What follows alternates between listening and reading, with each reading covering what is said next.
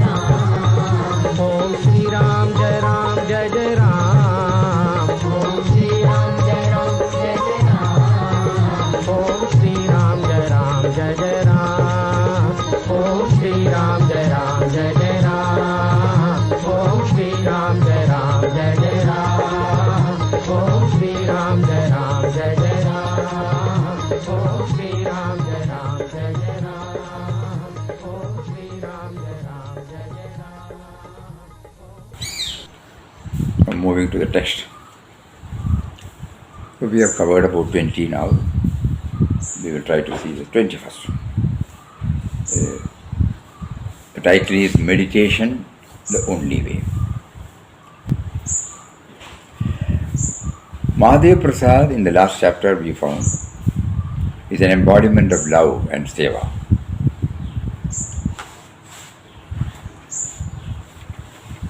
Though outwardly they may be immersed in Vyavaharic bondages,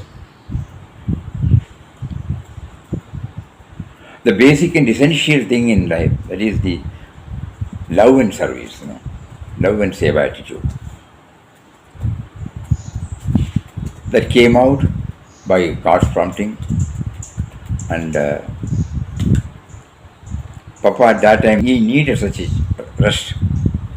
He will not say that, he will not demand, he will not pray anything for him. So God has to arrange everything for him. So he, through Mahadev Prasad, made him to stay there for some time, and all we must have gone through that chapter. And in the course of the stay there, he also took him to two saints, Sufi saints. And the portrayal of the saint is something very, very, very thought-provoking. One is the nature of a saint who has reached the highest. Another one is highlighting the method to reach the height.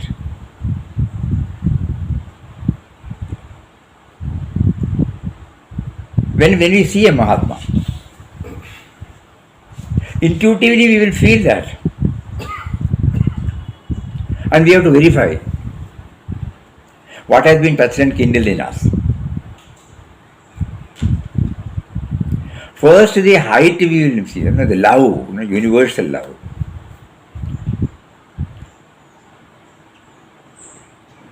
There are 2-3 aspects of. One is indifference to the transitory things of the world. In some cases, that is highlighted in the life of saints. They will be, as insensitive.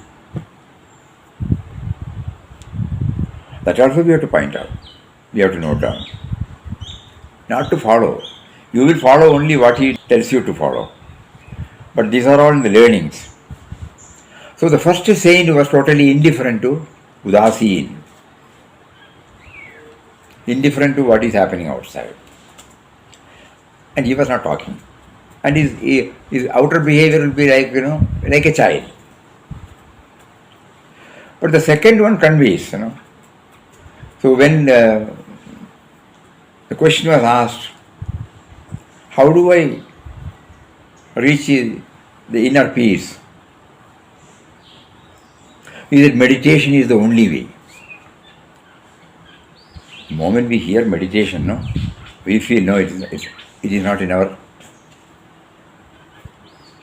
list. Because to sit quietly in a place, with in Padmasana and with vertebral column erect, legs, eyes closed, how long can one sit who is immersed in worldly activities? No, that is not what is meant. Going within by any method that is okay for you. Going to the source of everything. It can be with an open mind. It can be on the road. It can be while writing. But that is the only way. Nothing else can help us. Nothing else can give us clarity. And we need not think this meditation word is only meant for the so-called labeled spiritual progress. No. For any progress. For any type of progress at any level, we need this mental exercise. You go back to the school days. When the homework is done, what do? That mental exercise. That which directly or indirectly enables us to absorb and assimilate things, we can name it conveniently as meditation. because then it stays with us. Anything that helps us to remain with us throughout, for which outer activities can help to a very great extent. No doubt they help, but the main thing, the main contribution comes from the mental activity.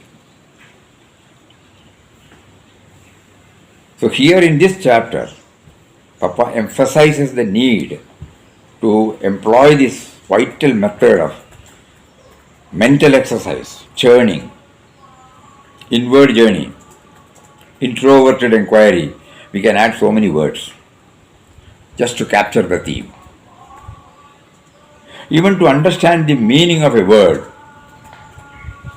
what do? We apply. If we are not clear, we go to the dictionary, we look for that, and that process, that probing deeper and deeper and deeper into it to enjoy it.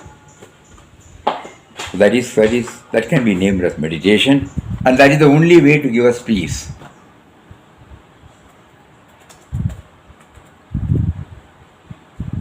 Because mind is nothing but thought flow,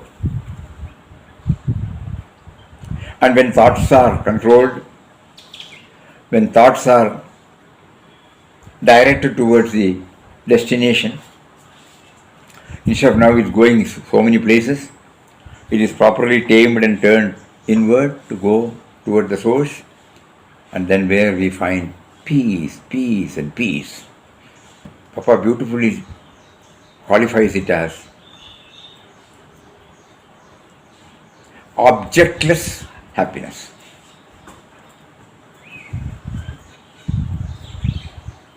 That means thought can stand only on an object, on an emotion, on a thought.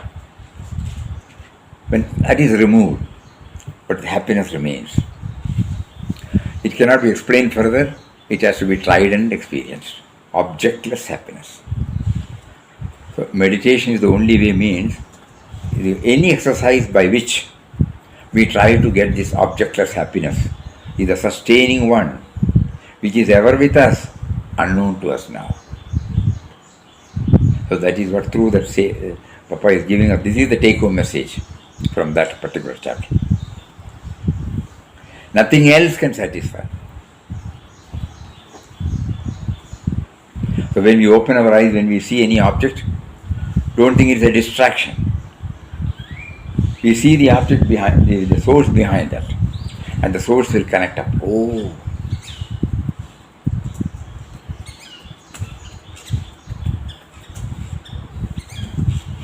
Though it can be concluded in 2-3 words, it needs hours and hours and hours together to know the real import of it.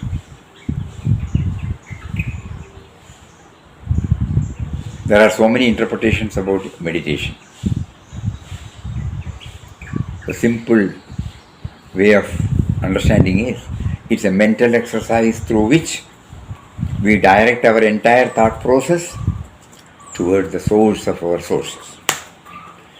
And the source of our sources is nothing but peace, peace and peace, which is what every one of us crave for. And if this has to become successful, withdrawal from the present routine life, routine thinking, is necessary. It can be named as solitude.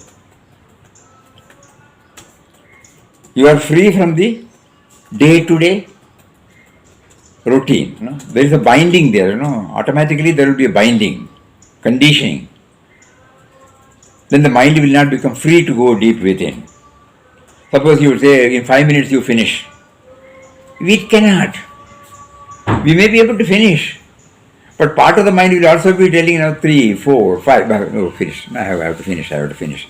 Where am I? I am not involving myself in that subject, but I am partially involved in the time factor.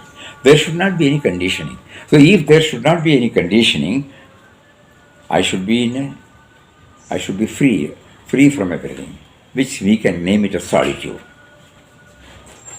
Any field where you are free from your routine bondages, that is needed. That has been beautifully brought out here in the form of the dialogue between that saint and the Mahadev.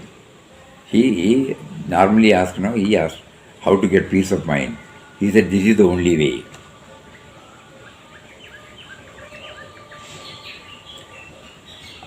And one more learning. We have to, there's a beautiful quotation of Papa that comes to our mind. That observing and experiencing. This particular dialogue took place between X and Y. But Papa observed this. When Papa observed this, he took it that this is a reminder to him. So he is telling us, keep your eyes open, ears open. God is parading before you various types of experiences so that you will, and don't just simply pass it on. Apply your mind and try to follow. And that is what he did in this chapter. Not just merely hearing it. He went into solitude. So the lesson for us is not that we are going to solitude here. The lesson is we become observant. No?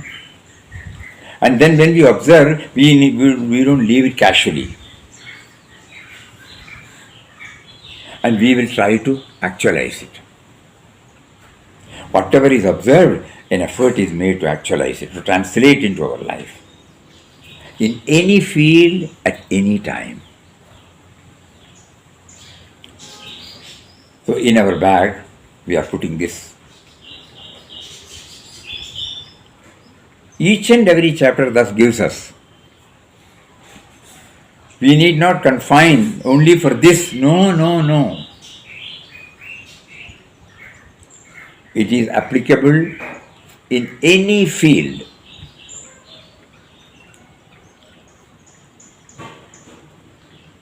The objectless happiness, which is our aim, a happiness that stays with us.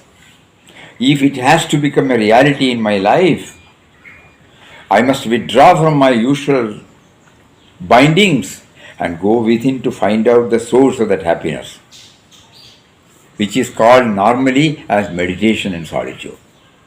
This is the powerful message he gives. Let us try in our own way, whether at home or in the office or with the society or in the personal way.